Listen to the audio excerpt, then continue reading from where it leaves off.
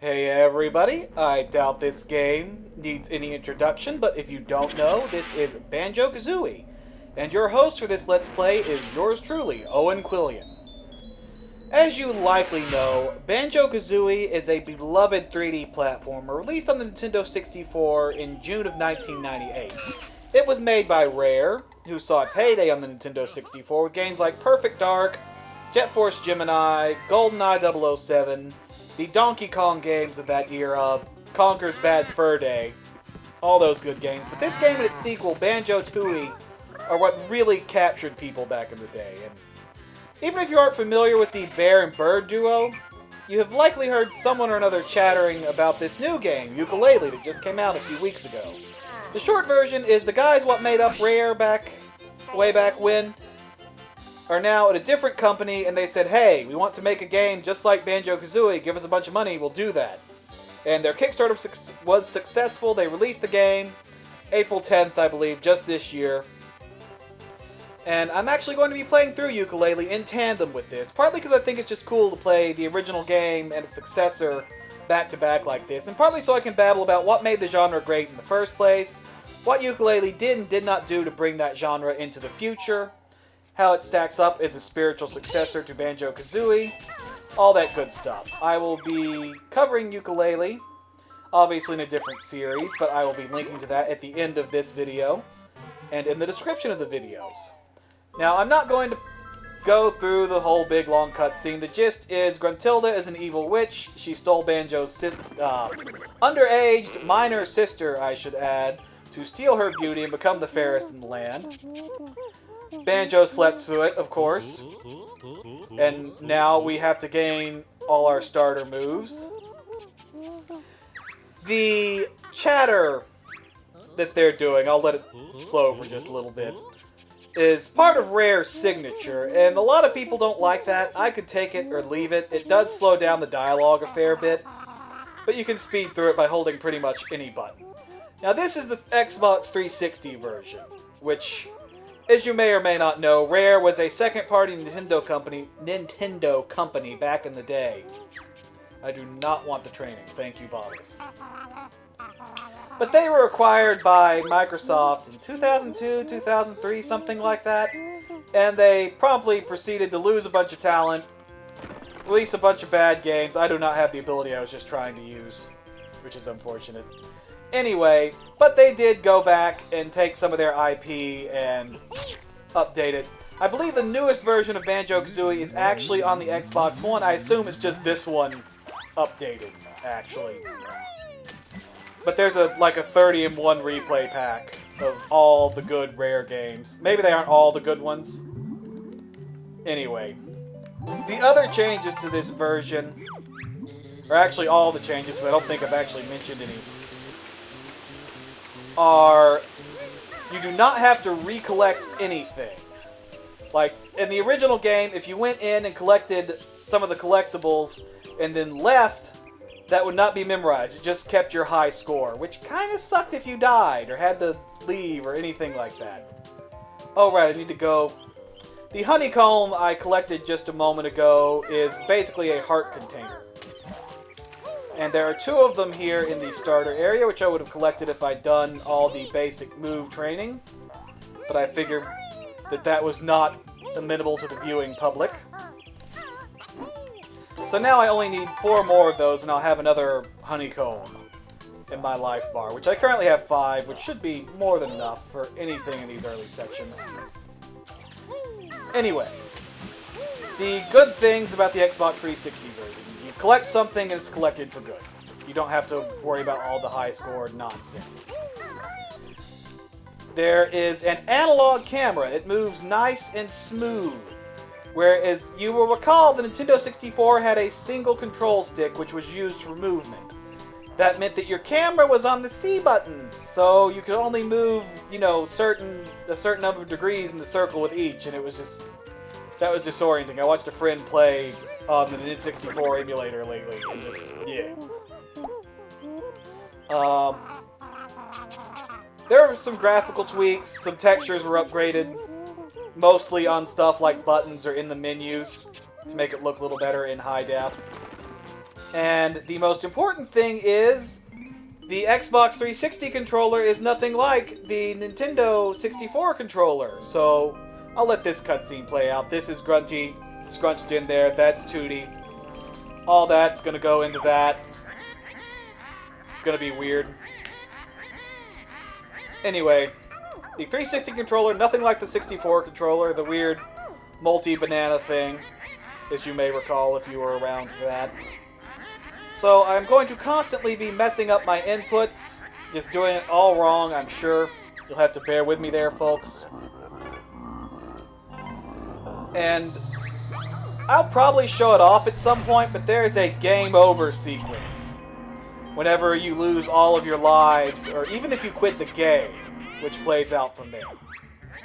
The very first thing we do, which you would normally do just by exploring, is encounter a Jiggy. This is the Mario 64 star of the game, or the Shine from Mario Sunshine, or I guess you collected stars in Super Mario Galaxy. I never played those. I'm a bit of a lapsed Nintendo fan until the Switch came out, anyway.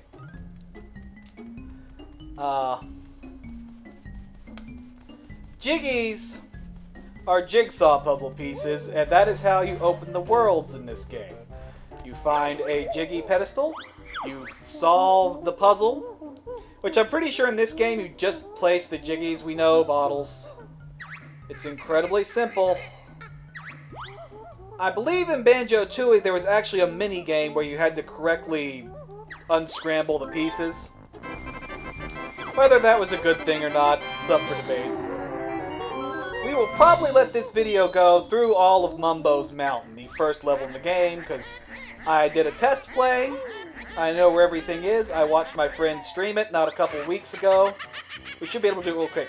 One of the best upgrades from the 360, or from the Nintendo 64 version, is the draw distance. On the Nintendo 64, you wouldn't see that bull over there. You wouldn't see the honeycomb on the hill. I don't think you would have even seen that Jinjo. Which, the Jinjos are 5 little dudes that scream, "Help me, help me!" because they've been imprisoned by Gruntilda, because she is just the most obnoxious, fattest, rhyming jerk you could imagine. And you collect all 5, and you get a Jiggy. Most of the Jiggies in this game, like there's Jiggies in other games. There are no, the 5 Jinjos get you a Jiggy, but for the most part there aren't just like arbitrary collect 100 coins to get a star type thing like in Super Mario 64. You're supposed to move out of the way and not just let him smash you with that orange. See, I didn't even get the button that time. Anyway, usually to get a Jiggy you have to explore or solve a puzzle or do something like this. There isn't a whole bunch of boring collect coins and stuff. You need musical notes to progress. Yeah, there's 10 of you on each world. That's good to know. Everything in this game does talk to you at least the first time you pick it up. That's another thing that probably annoys people. Yeah, bottles. We're not going to leave until it's done. That is the Banjo Kazooie motto, at least for Mumbo's Mountain. We take this delicious orange over here to this little guy, and he gives us a Jiggy.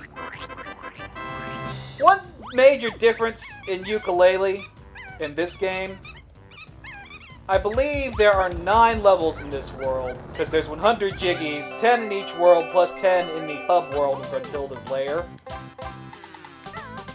And this level is absolutely tiny. Yooka Laylee only has 5 worlds, but they're all, I've not completed Yooka Laylee, so I don't know. The first world is pretty enormous, although you only unlock about, I would say, half. We'll call it that, even though it may be more like 60% or something.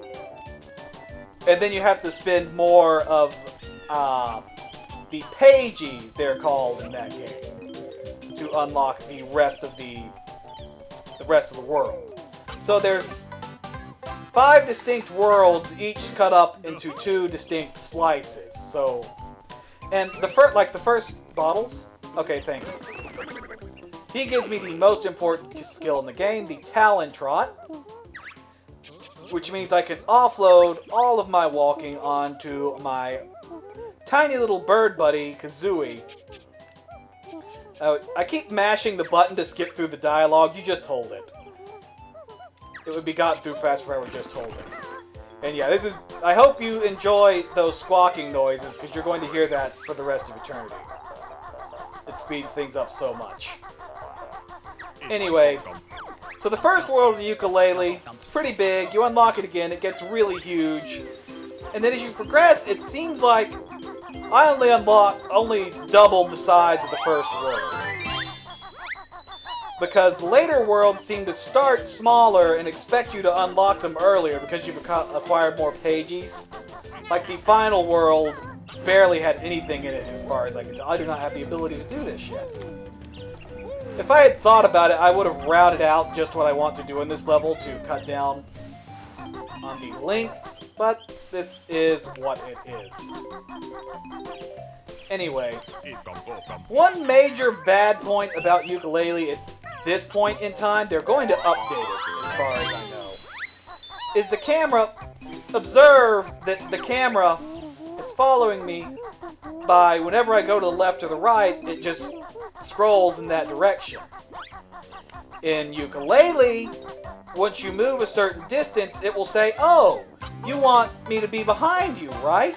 Which is not always the case. That can be disorienting, and more importantly, when you're platforming, you may want to be moving that way without the camera actually moving. And they're going to make it more like the Banjo camera in an update that hopefully happens pretty soon. I just realized the molehill I want is over here. That was episode 1 of Let's Play Banjo Kazooie with Owen Quillion. If you want to see this episode's Yooka Laylee counterpart, it is on your left. If you want to go into episode 2 of Banjo Kazooie, it's on your right. If you want a playlist of either, check the description. Wherever you go, thank you for watching.